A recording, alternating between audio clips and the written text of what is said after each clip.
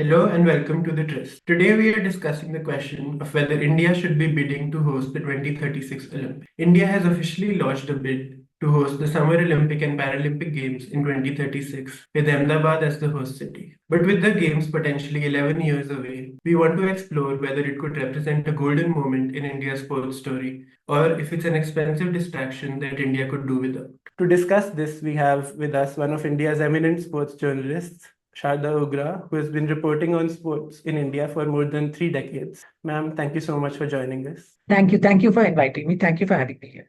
So to begin with, let's just place the bid in some context. Where are we right now in the bid process? Like what steps have already been taken and what can we expect in the years to come? At the moment, a formal bid has been set in motion. There's a series of dialogues that they have to enter with, and we have gone past the first stage of dialogue. There are sort of specifics, details that are there, but Ahmedabad has been placed as the bid city of these games. So that meeting that took place earlier this year between the International Olympic Committee and delegates of the Indian Olympic Association. They had that exchange, and they were told that this is what we want to do, this is what we want to bid.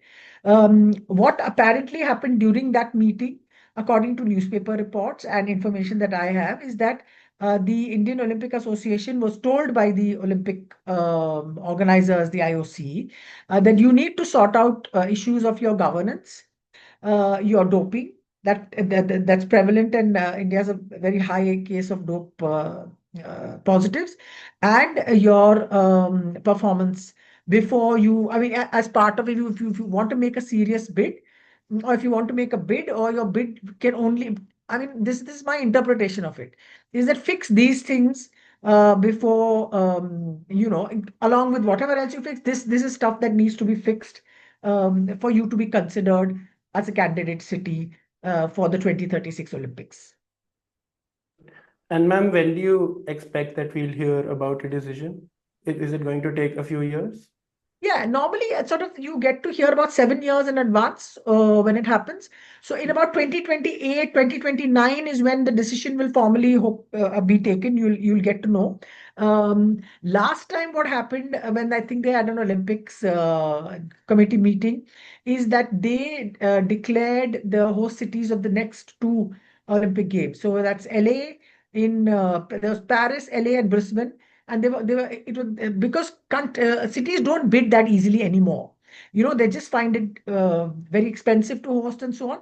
So these two bids were announced together. I think it was, I don't know if it was Paris and LA or if it was LA and Brisbane, but they were two announced together. That's why 26 I think has opened up again. So you're looking 28, 32, 36.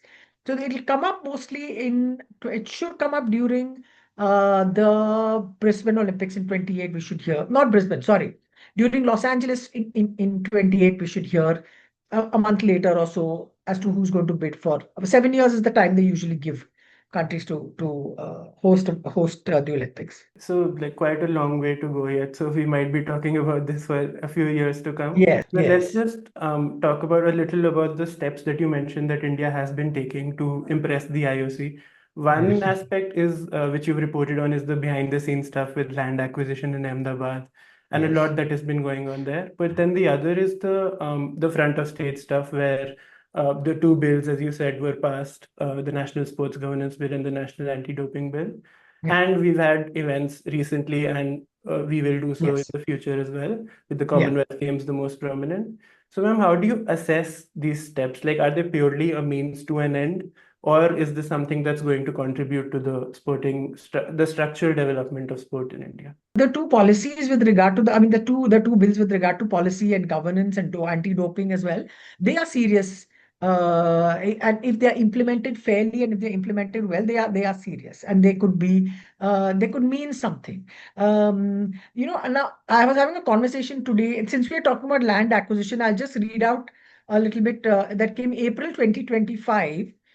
They've said a report came in the Gujarat Samachar. I'm reading the English translation of which is that they 280 acres of land is being dedicated to the sports complex. So this is around the government has started acquiring 140 acres of land, and ashrams are being in this area, Gandhinagar, Ahmedabad. So you're literally seeing this land acquisition going up, saying they're going to build sports venues and so on over there.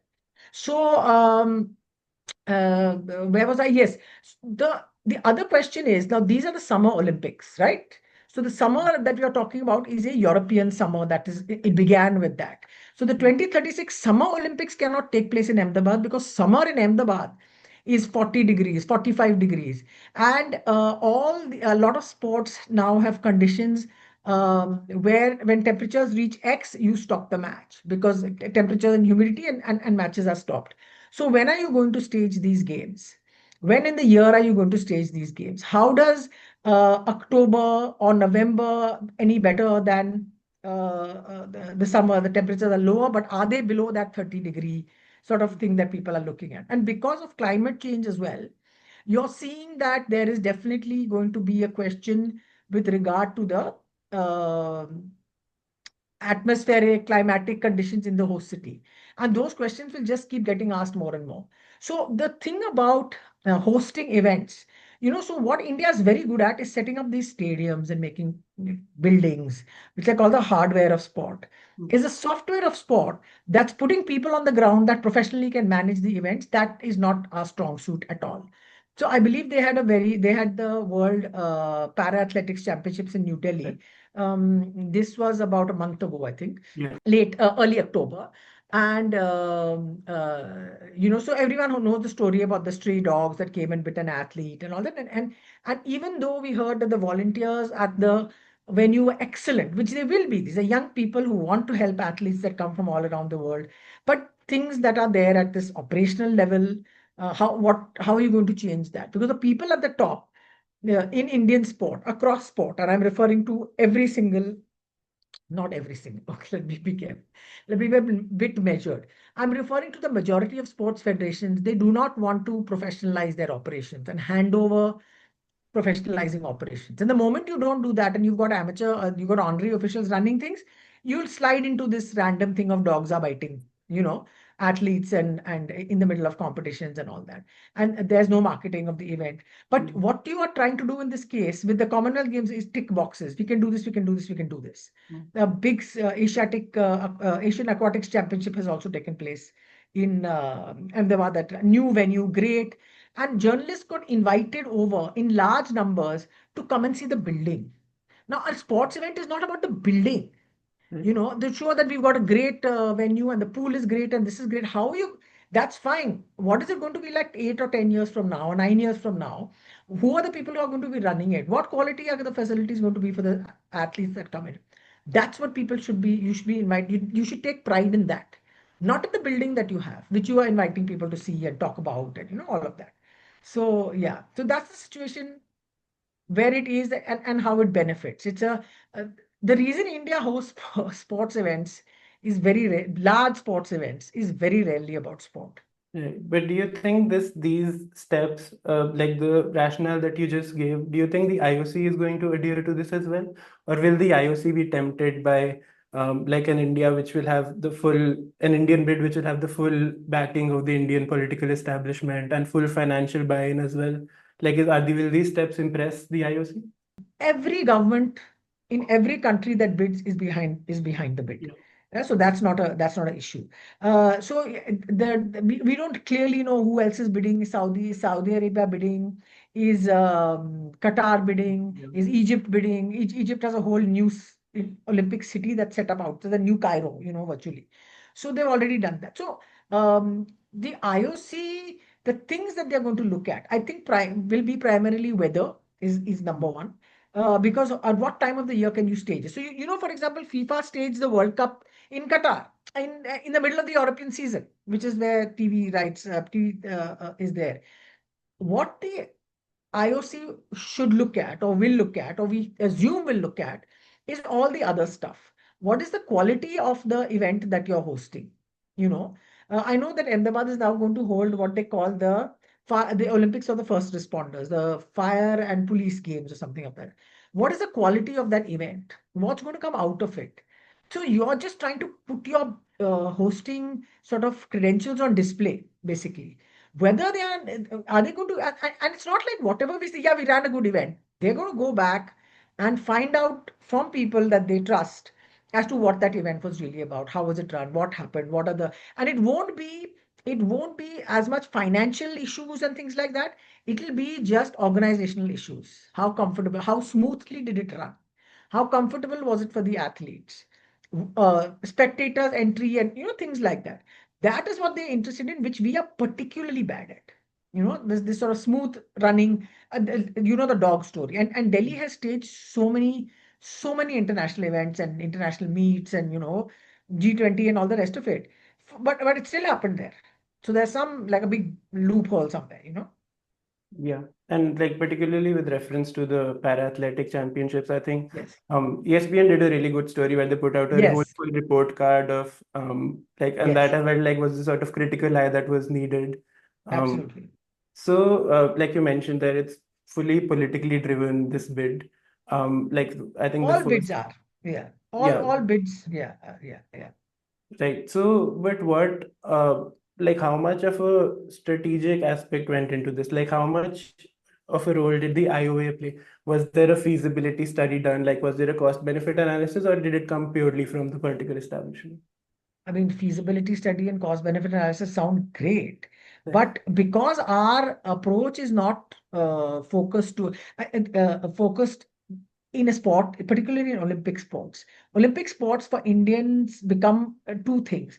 One is the sort of to assuage their self-esteem issues they may have because your numbers on the medal tally are not that great, and we are supposed to be Vishwaguru, and why are we not winning more medals? That's number one. Number two is, can we put up a good show, which we can put up. We are good at putting up great. I mean, everyone was surprised that in the middle of the Commonwealth Games nonsense that happened, all the scams and the hotel, bad state of the Games Village and all that, we put an absolutely on point, on time opening ceremony because we do it every year in the Republic Day parade. When you need it, we just pull out all stops into it. Yeah, so that's the sort of things that are there. And the IOA is completely captured by the government. Whoever's in political power captures the IOA when it comes to issues like this.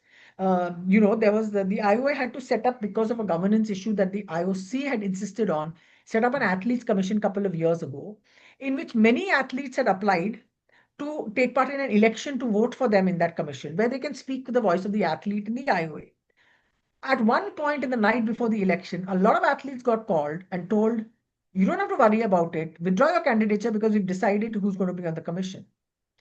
So, and it was decided by somebody that's already, there are people who hold double posts in the RA. So it's all kinds of sort of people that are just jumping onto this government's desire to hold the big event and to make sports a part of this. And now they're suddenly dealing with the fact that somehow Ahmedabad has become the sporting capital of the country after not having a real history of it in that sense, or even producing a stream of Olympians. So the number of Olympians it had produced, I think at one point they come to three, and then now it's now eight or something like that across the thing. So, but they'll do it because they are in that sense they are. Uh, it's advantages for them to be in these positions of power in the sporting ecosystem, and to be there for the Olympics because it benefits them because they are in with the people in power, and they talk every day about this, and particularly the athlete administrators, they find themselves in a position where, oh, athletes are now treated with a certain reverence by the current political establishment, that your word matters more in that sense. So they'll put up someone like PT Usha. I will put up someone like PT Usha, and then she had this big spat with them over the CEO and all of that. So it's an interesting time because athletes are coming into it. You're seeing their faces. We are not seeing athletes really taking powerful sort of decisions and pushing back against old style sports administration. They're still tied in with government, being in favor of the government and so on. Right. That's really interesting, and we'll just come back to that towards the end. But so when it comes to our main question today about whether India should host the Olympics, we've seen like now there are many studies which sort of talk about the economic or sporting benefits of hosting the games. Many of the well-cited ones say that it is a poor investment decision. There's no clear benefit. And that's before one gets to the current Indian circumstances where we are behind on a lot of human development indicators, and Yes. we know this will require a huge expenditure. So would you, like, in your having watched Indian sport, observed Indian sport for so long, would you say that this is something that India should be looking to take on at this time? No. I think if you're looking to take on something that will benefit your, but one thing I have to say, athletes themselves, competitors would love there for to be an Olympics Yeah. in their country, and they have every right to want it to come to their country because they are out there, they are the ones doing the training, the effort, putting in the time, and so on. Because for them, the biggest gap in our country's sporting ecosystem is that we don't stage enough events for athletes to compete in. So their own people cannot see them compete that much. How often do we see an Indian hockey team go around the country playing matches? Now, at least you have something going on in Orissa with reference to the hockey league, but it's a state. It's not like everywhere that, there's a Sunday game, someone's coming. There's no push towards that. That's why they want there to be this in our own country to be, and they love playing in front of their own countrymen and countrywomen, and it's beautiful. But in terms of what it, if we can pull off something, I don't know that Ahmedabad is a city of choice to start with, but if you can pull off something like Paris did, where you had minimal investment in infrastructure, but at the same time you're able to improve a city in that sense. So Paris, the city improved because of the Olympic Games. Like they put in things like more train stations came in their metro system, cycling lanes, all the rest of it. Okay, they had the advantage of COVID, so there was a lot of time people are not out in the city. The city was shut down. If you can claim to do that, then you even can think about it being half reasonable. To say let's, but to set up these vast sports cities and these sporting centers and these large stadiums and this trained amount of land, and how we can just let real estate space just go to rot if but because of the fact that it's not used after a particular thing. And the Olympics is littered with examples like this. The Olympics, the World Cup football, of these giant stadiums put up in the middle of nowhere, including the Bird's Eye in Beijing. And China is a massive sporting superpower in the world. Include that their own Beijing Bird's Eye, where Usain Bolt won the men's 100 meters, and their swimming pool where you had some terrific performances. That's just lying empty, that Olympic Village Park, whatever it is. So that is a waste in my for a period of not even, you'll say, okay, 2 weeks, you'll say a month, okay, you say the year leading up, and then after that, what? Are you going to still host all those events? Are you going to keep a calendar of international events coming to India? You know, tell us, show us proof that you can do that and high quality events. So Qatar, for example, has hosted the World Cup football, the World Swimming Championships, the World Athletic Championships, and so it's got swimming, athletics, and it's done shooting. So it's staged these massive World Gymnastics, and Qatar has hosted them all in their top quality sort of spaces, and wherever they made that. Can we do that? Can we even show proof of that, and not dogs biting participants and in Paralympics? And we've seen that both the Olympics and the Commonwealth Games seem to be becoming more and more unattractive. Like cities seem to and countries seem to be Yes, realizing this. Brisbane yes, was the only one to bid for 2032. The Commonwealth Games is fast losing popularity. yes. So where, like, this is a broader question, but where do you think ideally these games, like obviously we want to see these games being played in new and different parts of the world. Yes. But do you feel like developed cities, perhaps like the way Paris did it, is the best way to go about it for now? Yeah, I mean, Paris example was great. Everyone says LA is trying to do something similar in terms of Yeah. sustainability and not using, too much of fossil fuel to get the games held. There are a lot of events that are now almost bifurcating into staging in several venues. So one very interesting option put to me by somebody who works in sports said, look, why can't you have an India 2036 Olympics and have the Olympics scattered in parts around the country, so you're not putting so much pressure on a city and its infrastructure, and you don't need that much of this land or whatever it is that you're trying to do. So one sports ministry proposal apparently is that there's a story in the Indian Express about it, that we'll have one sport in one part of the country, another sport, which is great. You have one opening ceremony in one stadium wherever you want it, and then get the hell out and go and play your sports everywhere else. That sounds sort of half feasible. It sounds good. It may not have the feel of an Olympic city, but to be honest, in Olympic cities, what happens is that all the action is inside that space. And all the stuff they tell you about, oh, hotel rooms are booked, and it's not really so. This big benefit to tourism, and you find reports coming out later over and over again saying it's not what they promised. It's not. That was just a big number they threw out. It's not real. That's not what is real.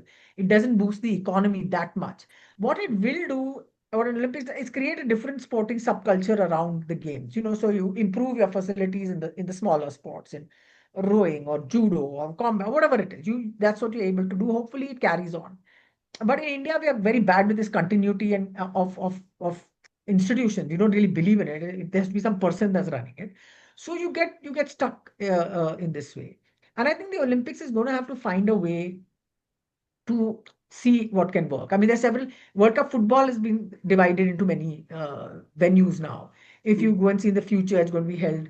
I think Saudi is going to hold one on its own, and the other is going to be one in Asia, one in Egypt, one in Asia, one in Europe, one in Africa. At the same game. So it makes sense in that sense. Euro championships are splitting up across 2 or 3 countries.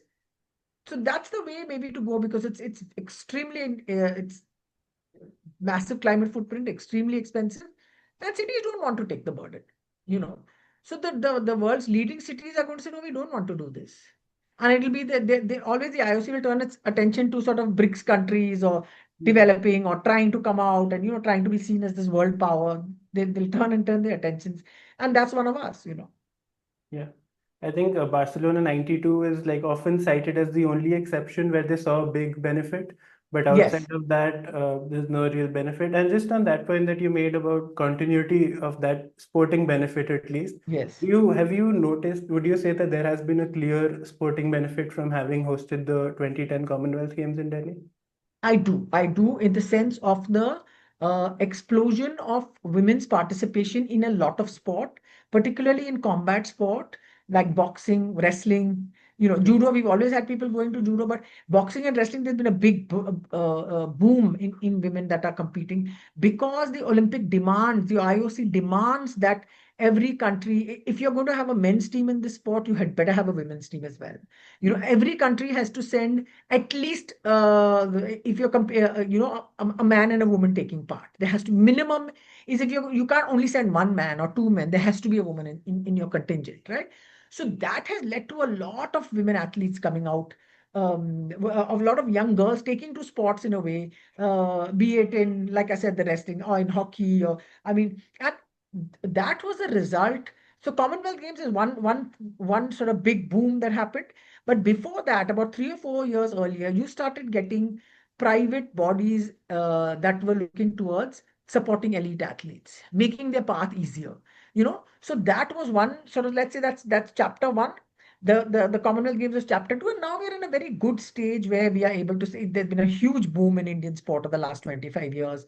Your teams have done things. I mean, I never imagine an Indian team would win the Thomas Cup in badminton. It's just unbelievable. The only sport that's gone backwards in the last 25 years is tennis, but the rest of them have just been on an upward sort of a push. We got our Olympic medals back. We got we won Olympic medals again in hockey.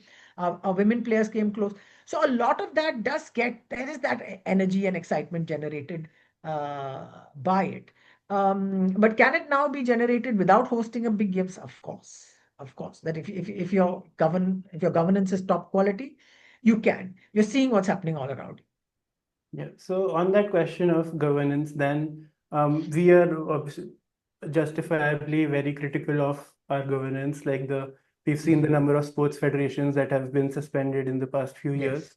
Yes, yes. But in terms of like the broader question of politics in sport, now we see in the US, President Trump is attempting to play like an outsized role in the staging of the FIFA World Cup next year, including choice of cities and so on. Mm, mm. Sport is something which has been on China's political agenda for a long time.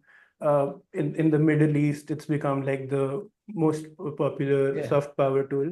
So, how do we perceive the role of politics in India? Like, is it something you see as which will necessarily be there, but we have to manage it towards the best outcome? Or can we hope that we can remove the influence as far as possible?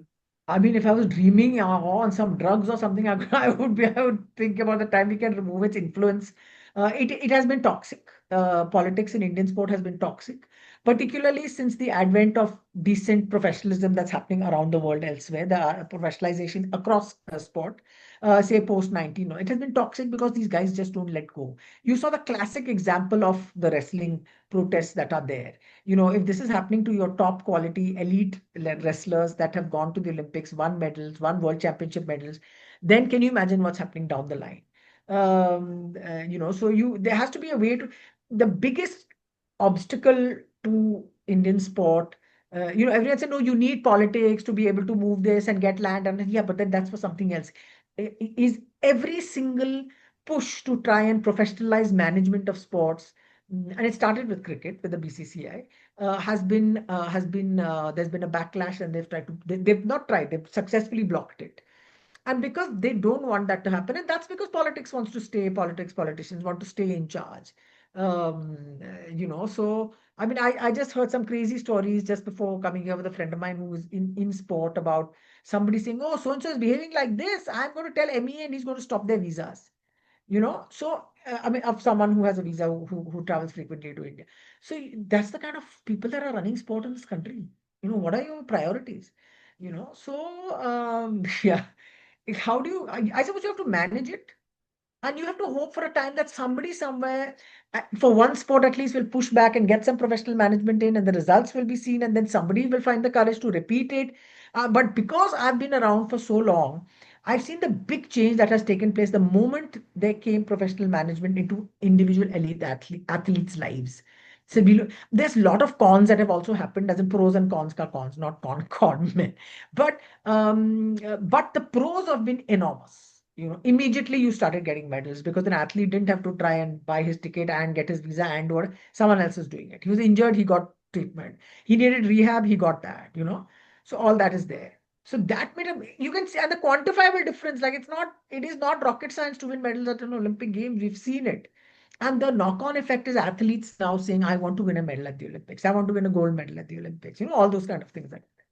That's been huge. So I'm just optimistic that maybe if I'm around for the next, I don't know, 35 years, it's too much, but yeah, I'll see the change happen. Yeah. Okay, So maybe that before I was go, maybe before I go, it would be good. Yeah. So that was going to be my last question. Actually, I wanted to ask if you're optimistic about two things. So the first you answered, which is sports, Indian sports governance. But the second is, are you optimistic about Indian sports journalism?